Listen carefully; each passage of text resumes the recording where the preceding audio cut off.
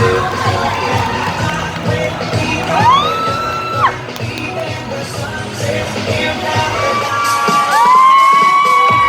ุดนี้ให้ได้เห็นถึงความน่ารักและสดใสเนาะแล้วก็ได้องค์ประกอบของดอกไม้นานาพันธุ์ที่มันยิ่งประดอยได้จากอ่อนซ้อยเดินลงโตกับสุดที่มีชื่อว่านางจับปาขาว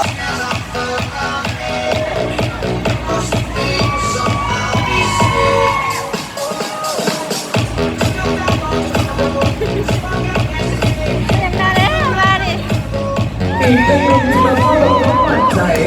มันบอกว่าทุกเมื่อขาดว่าได้จากดื่มน้ำดื่มหัวเสียและวันนี้มันจะมาโซนคนเห็นทางด้านหลังมันจะยิ่งเกียรติครับว่าไอ้เลิฟหัวเสีย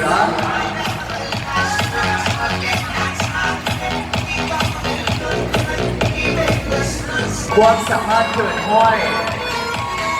เราเข้าเล่นเพียงให้ทุกคนอย่าเบิ่งสุดนี้คือการนำสร้อยตุ้งน้ำดื่มหัวเสือมาประดับที่ฝ่ายกระโปรงและปีกที่สวยงาม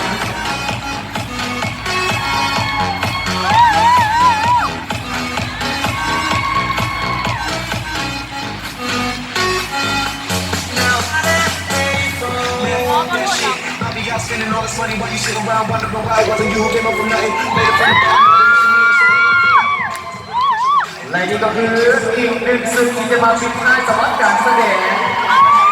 ลาสนีนกยุงว่าเป็นนกยุงธรรมดาแต่เป็นนกยุงที่หางดกดอกไม้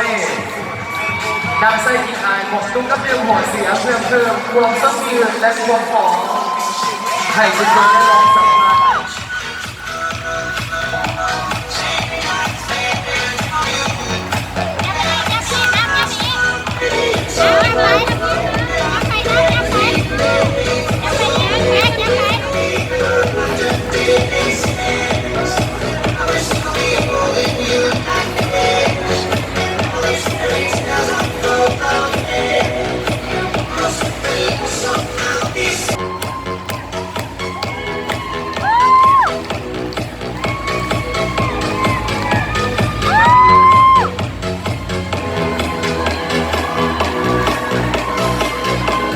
และนี่คือทีมที่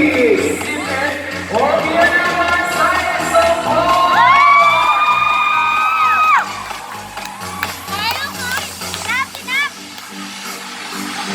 และสำหรับที่น้องๆใส่น้ำไหมลูกวางการเลือกน้ำไปจะทำเลือกเป็นน้ำเลือกน้ำดื่มหัวเสียAll we did was care for each other. The night was warm, we were golden young. On the run, the wind blows, we were running home. The head fell, the kiss. We used to come to you. Kiss.